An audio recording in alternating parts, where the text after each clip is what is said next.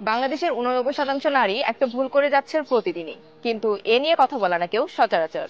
ঢাকা মেডিকেলের একটি পরিসংখ্যান বলছে বাংলাদেশে 100 জন নারীর মধ্যে 89 জন নারী ভুল সাইজে ব্রা পরছেন।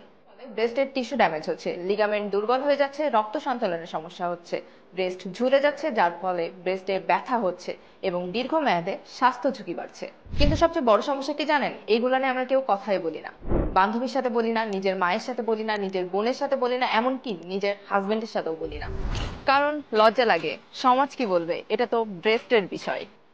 আর এর ফলাফল বঙ্গবন্ধু শেখ মুজিব মেডিকেল বিশ্ববিদ্যালয়ের তথ্য বলছে প্রতি বছর প্রায় 15,000-এর বেশি নারী ব্রেস্ট সংক্রান্ত সমস্যায় ডক্টরের কাছে যান, যার মধ্যে 78%ই নতুন মা বা যারা নতুন সন্তান জন্ম দিয়েছেন। প্রধান সমস্যা ব্রেস্ট ঝুলে যাওয়া, ব্যথা আর শেপ নষ্ট হওয়া, সাথে আত্মবিশ্বাস হারানো।